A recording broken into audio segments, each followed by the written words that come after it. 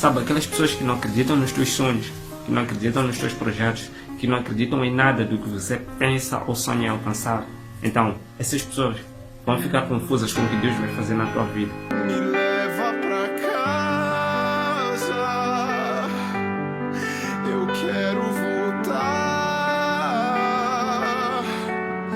pois longe de ti não é o meu lugar, eu corro depressa. Paz e graça, seja bem-vindo a esse espaço juvenil. Meu nome é Eliseu, sinta-se cumprimentado na bendita paz do Senhor. Seja bem-vindo a esse espaço juvenil.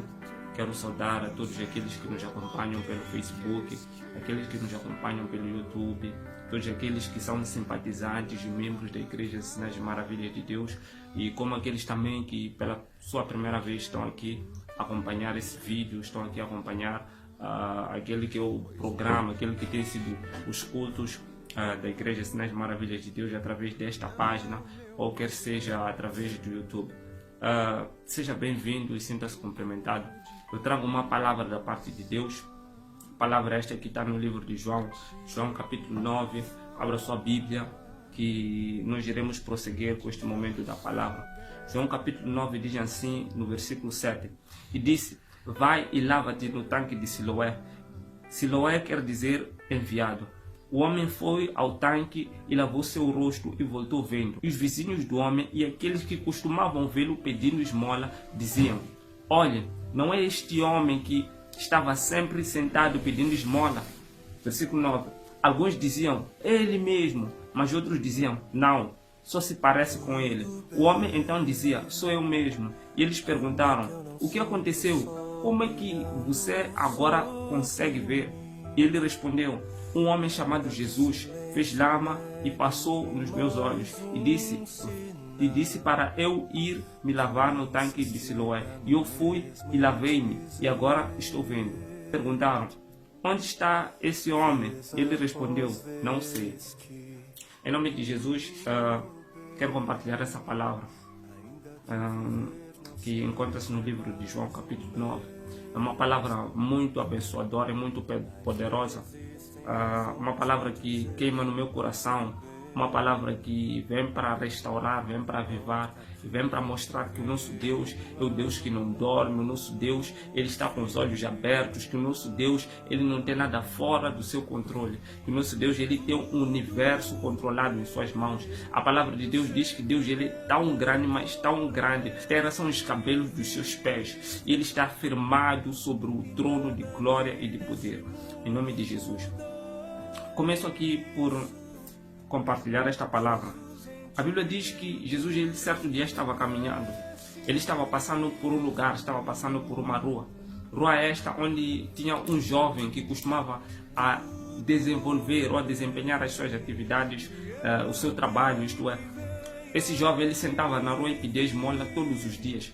A Bíblia diz que pessoas já o conheciam, pessoas que o viam sentar naquele lugar pedindo esmola já o conheciam, pessoas do seu bairro já o conheciam, sabiam qual era a profissão desse homem. Eu creio que este homem, assim como o homem que está lá escrito no livro de Atos capítulo 3, o homem coxo que está sentado na porta do templo Formosa, é um texto também que eu gosto muito. Esses homens, eu encontro algo muito semelhante na história desses homens. É que esses homens, por portarem uma deficiência, era como se a sociedade colocasse na mente deles ou lhes ensinasse que a sua vida deveria ser de esmola, que eles deveriam pedir esmola, que eles não podiam sonhar nada além daquilo, que eles não podiam esperar nada além daquilo, porque eles eram cegos, porque eles eram deficientes, porque eles tinham esta e aquela anomalia. Como muitas pessoas até hoje vivem ouvindo aquilo que as pessoas dizem a seu respeito. Tem pessoas hoje que, por causa do seu historial familiar, eles se encontram numa situação onde eles acreditam que eles não podem fazer mais nada fora daquilo que lhes foi dito. Tem pessoas que hoje vivem dentro de um ciclo, por causa daquilo que as pessoas dizem que elas devem fazer, por causa daquilo que as pessoas acreditam que elas devem viver, por causa daquilo que as pessoas dizem como vai ser a sua vida. Esse jovem, ele tinha esse ensinamento, esse jovem, ele foi conduzido a esta vida. Diziam para ele que você vai viver de esmola, que você vai viver pedindo, que você vai viver daquilo que as pessoas te podem dar, porque você é deficiente, porque você é cego e você nada mais pode fazer para o seu sustento além de pedir esmola. E a Bíblia diz que esse jovem ele estava lá fazendo o seu trabalho. A Bíblia diz que Jesus ele estava passando por aquela rua. E uma coisa interessante é que todo o texto bíblico que eu vejo Jesus passando, todo o texto que vai dar conta de uma história onde Jesus passou por uma vila, passou por um lugar, todo lugar por onde Jesus passava havia algo diferente. Todo lugar que Jesus passava, a história mudava. Todo lugar que Jesus passava, a vida de alguém mudava. Todo lugar que Jesus passava, aquela história que era contada antes, era contada de um jeito diferente porque um homem passou por aquele lugar. Então eu compreendo que todo lugar que Jesus passava, ele não passava apenas por passar, mas ele passava porque tinha um propósito. Toda a vida de Jesus era dentro de um propósito. Todo lugar que Jesus passava era com um propósito. Até as pessoas que sentavam ao lado de Jesus, sentavam e Jesus aceitava com que aquelas pessoas sentassem ao seu lado por causa de um propósito. Eu me lembro lá no livro de Lucas capítulo 15, a Bíblia diz que os fariseus eles falavam mal de Jesus porque Jesus sentava no meio de pecadores, porque Jesus sentava no meio de prostitutas, porque Jesus sentava no meio de pessoas que não eram vistas de uma boa forma, pessoas que tinham uma má conduta na sociedade, pessoas que eram mal faladas na sociedade, pessoas que ninguém queria tirar foto com eles, pessoas que ninguém queria com que os outros soubessem que eles conheciam eles. Então Jesus sentava-se naquele lugar e os fariseus vendo Jesus diziam: olha, não é possível que você seja um homem de Deus enquanto você senta com essas pessoas. Eles acreditavam ou chamavam ou diziam que Jesus estava a violar aquela palavra que está no livro de Salmos capítulo 1, que a Bíblia diz que bem-aventurado o homem que não se assente à roda dos escarnecedores, que nem se detém nos caminhos dos pecadores, porque Jesus sentava no meio deles. Eles acreditavam que Jesus ele era como eles. Eles acreditavam que Jesus estava aceitando influência daqueles pecadores. Mas Jesus, quando ele sentava naquele lugar, Jesus sentava com um propósito. Porque tudo que Jesus fazia era dentro de um propósito. Aleluia. Que nós possamos reter isso conosco. Que tudo quanto nós formos a fazer, que possamos enxergar o propósito de Deus nisso. Que não possamos apenas fazer por fazer, mas que façamos a obra de Deus com um propósito. Que tudo que nós vamos falar, que possamos falar, mas dentro de um propósito. Tudo que nós possamos pensar, que os nossos pensamentos sejam dentro de um propósito. Aleluia. Por isso é que Paulo ele disse: tudo aquilo que é de boa fama, tudo que há louvor, tudo que há uma adoração, nisso pensai. Que nosso pensamento esteja fixado em algo que tenha um propósito, que este propósito seja um propósito divino, em nome de Jesus. E Jesus estava passando por aquela vila, Jesus estava passando por aquele lugar, Jesus estava passando por aquele caminho, Jesus estava passando por aquele bairro. A Bíblia diz que aquele jovem que pedia esmola, o jovem cego, ele estava no seu lugar de sempre. E Jesus ia passando por aquele lugar. Eu imagino que no coração de Jesus, ele sabia que ele iria encontrar com aquele jovem. Porque a minha Bíblia diz que o meu Deus ele é omnisciente, omnipresente, omnipotente. Ele pode todas as coisas, ele está em todo lugar, ele sabe tudo. A Bíblia diz que Jesus ele estava passando por aquele lugar. E quando Jesus ele passava por aquele lugar, Jesus viu aquele jovem. A Bíblia diz que porque Jesus ele viu aqueles jovens, os discípulos de Jesus começaram a olhar para aquele jovem. Eles começaram a perguntar: mestre, quem pecou? Foi ele ou os seus pais? Uma pergunta muito interessante, que não faz sentido em algum instante. Eles perguntaram: mestre, quem pecou? Foi ele ou os seus pais? A primeira questão que eu coloco é: como é que uma criança pode pecar para que nasça cego? Será que aquela criança no ventre da sua mãe, ela proferiu alguma coisa que se tornou pecado? Será que aquela criança no ventre da sua mãe, ela rebolou de um jeito que era pecado, que era ilícito para Deus? O que faz com que uma criança peque dentro do ventre da sua mãe? Os discípulos olharam para aquela criança, olharam para aquele jovem, porque viram que Jesus estava olhando para aquele jovem. Muitas das vezes nós nos encontramos em situações onde pessoas começam a tecer comentários a respeito da nossa vida, pessoas que buscam julgar, buscam falar alguma coisa a respeito da nossa vida. Não é porque elas querem, mas é porque elas conseguem sentir que existe um olhar diferente sobre a tua vida.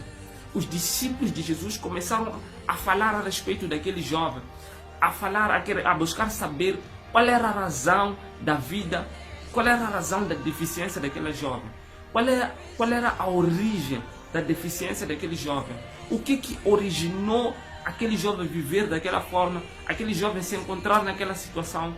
Mas tudo isso porque a atenção de Jesus estava voltada para aquele jovem.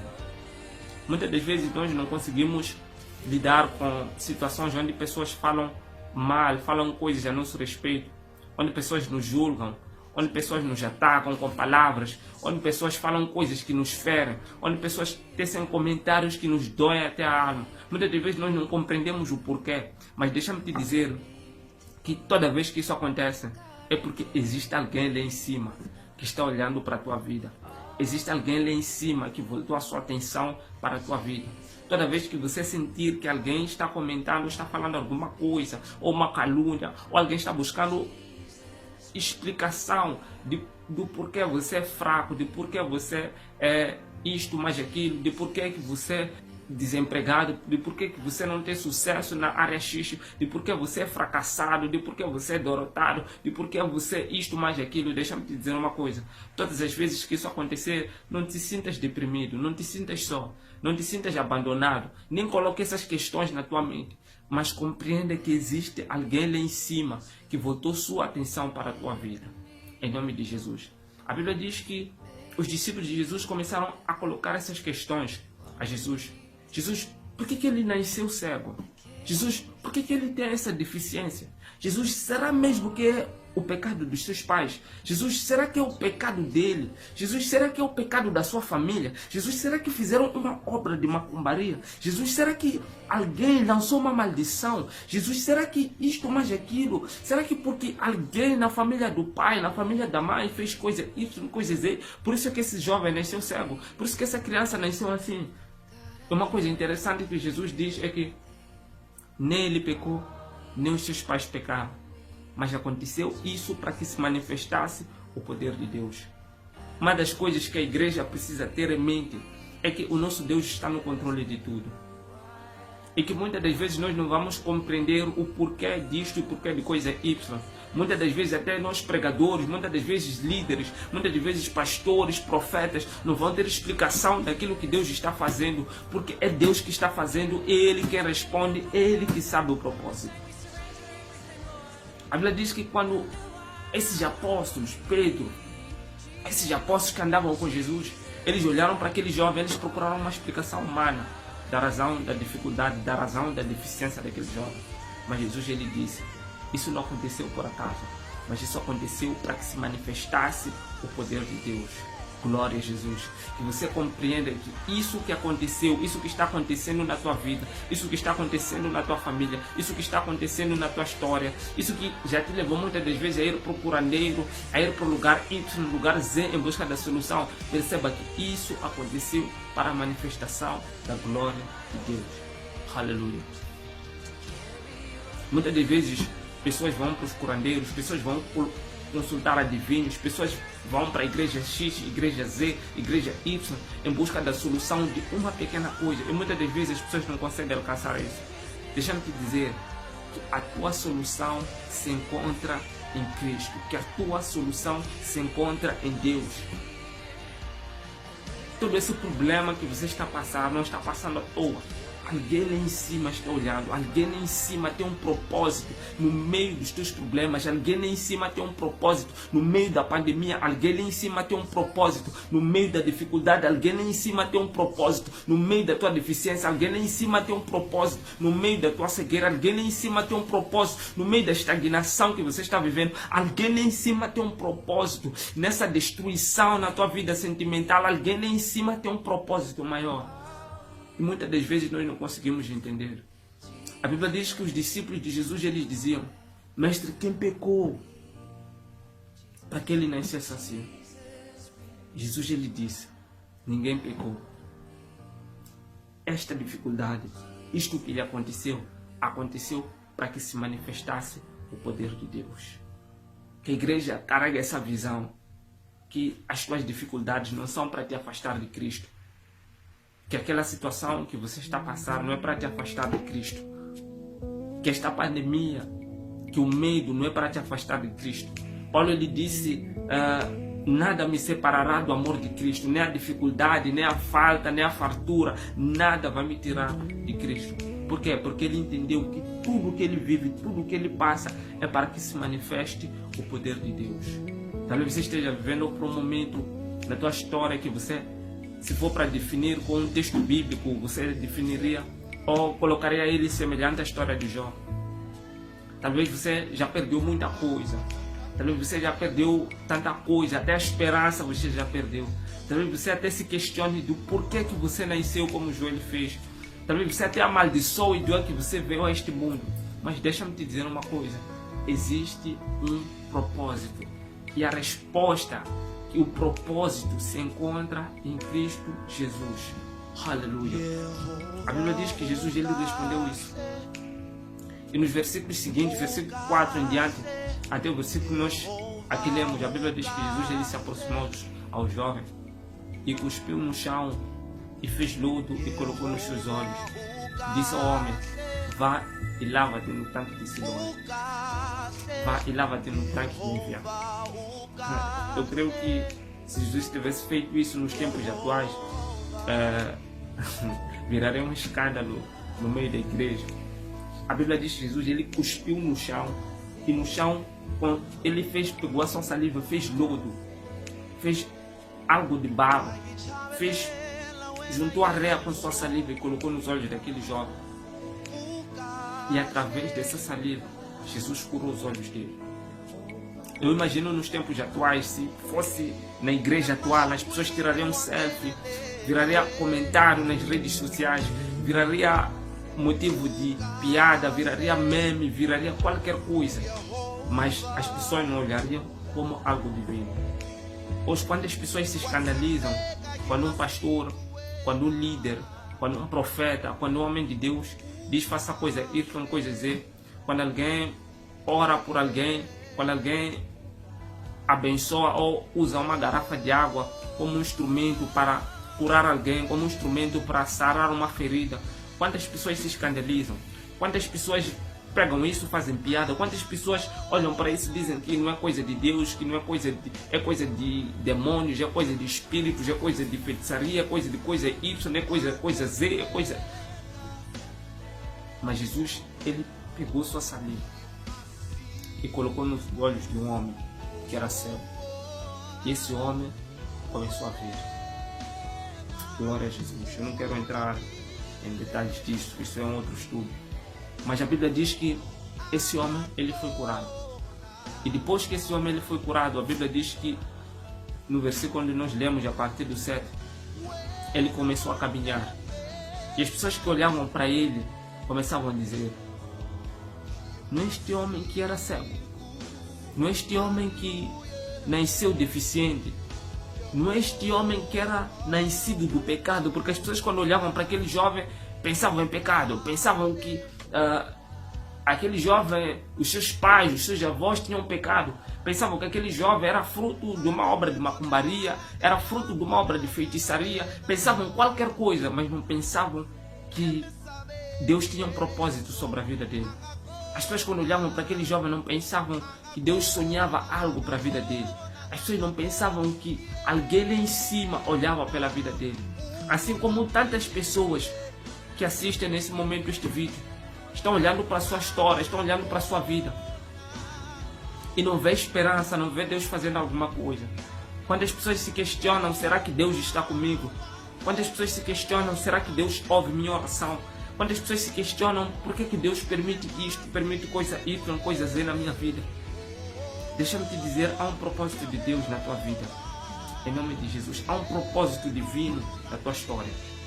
A Bíblia diz que as pessoas que olharam para ele começaram a dizer: não é esse homem que nasceu cego, não é esse homem que pedia esmola, não é esse homem que deveria estar naquela rua mendigando, não é esse homem que há dias atrás nós lhes demos uns trocados, lhes demos umas moedas, não é este homem que sentava ali na esquina e nós sentíamos pena dele, não é este homem que era um miserável, não é este homem que não tinha coisa Y, como vão dizer de ti, não é esta mulher, não é este homem que nós olhávamos para ele e achávamos que era uma prostituta porque Todo relacionamento que ele entrava não dava certo, ele saltava de pessoa Y, pessoa Z, pessoa T. Não é esta mulher, não é este homem, que nós víamos ele indo para o poço lá ao meio-dia para cartar água, porque ele não tinha uma boa fama, não tinha uma boa conduta, como faziam com a mulher samaritana. Depois, perceba uma coisa, as pessoas vão ter sempre comentários a respeito da tua vida, mas cabe a ti começar a olhar para o lado e ver que na tua vida, que a tua vida é um propósito divino, que a tua vida é uma história escrita pelo dedo de Deus. Muita gente vai ter o que dizer a respeito da tua vida, mas cabe a ti acreditar que Deus está trabalhando em torno da tua vida. Que esse momento que você está passando de dor, que este momento que você está passando de luta, não é um momento que define a tua vida, não é um momento que resume a tua vida, não é um momento que destrói a tua vida, mas é um momento que Deus preparou para te levantar, para que as pessoas, ao olharem para a tua vida, comecem a enxergar Deus, comecem a enxergar um Deus que é poderoso, um Deus que muda a história, um Deus que muda destino, um Deus que traça projetos, um Deus que trabalha no oculto para fazer coisas grandes. Em nome de Jesus. As pessoas olhavam para este homem e diziam: este homem era cego, mas não é possível.